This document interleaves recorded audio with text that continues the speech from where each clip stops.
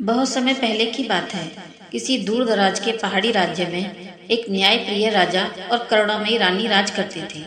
वर्षों की प्रतीक्षा के बाद जब रानी के गर्भवती होने का समाचार महल में फैला तो राज्य भर में आनंद की लहर दौड़ गई।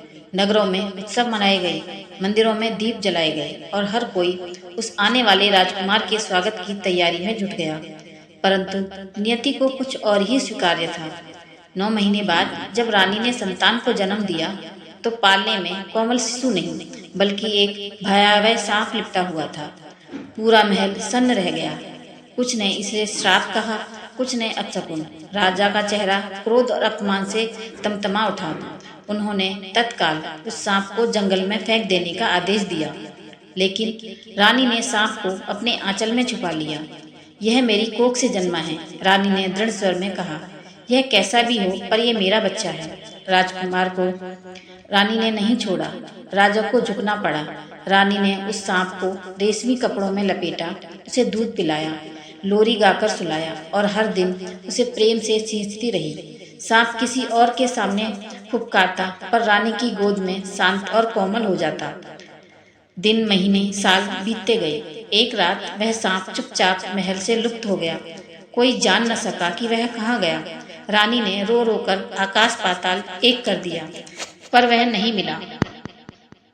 वह सांप वर्षों बाद एक जंगल भटका, अकेले, तिरस्कृत, पर माँ के प्रेम की स्मृति उसके साथ थी। उसने साधुओं से विद्या सीखी, तपस्वियों से शक्ति प्राप्त की, अपने भीतर छिपी मानवता को खोजा और वर्षों की तपस्या के बाद एक दिन वह अपने श्राप को तोड़कर इंसान बन गया, एक दिव्य योद्धा। परंतु वह जानता था कि अभी उसका समय नहीं आया। इधर राज्य पर संकट आ गया। एक भयानक राक्षस ने हमला कर दिया जो न गांव छोड़ता था न जीवन। राजा की सेना ने कई प्रयास किए पर सब व्यर्थ हो गए।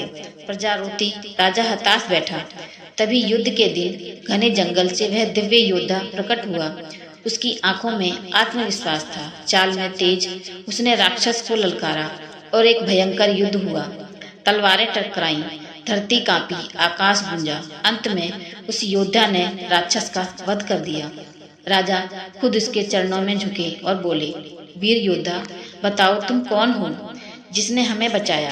उसने मुस्कुराकर कहा, मैं ही सांप हूँ जिसे तुमने त्याग दिया था, लेकिन माँ के प्रेम ने मुझे इंसान बना दिया। यह शब्द सुनते ही रानी दौड़ती हुई आई। उन्होंने उसे अपनी बाहों में भर लिया। वर्षों बाद उनका बच्चा लौटा था, अब एक वीर, एक नायक बनकर। राजा की आंखों में पश्चाताप के आंसू थे। उन्होंने उस योद्धा को अपना उत्तराधिकारी घोषित किया। अब वह राजा केवल रानी का बेटा नहीं बल्कि पूरे राज्य का रक्षक बन चुका था।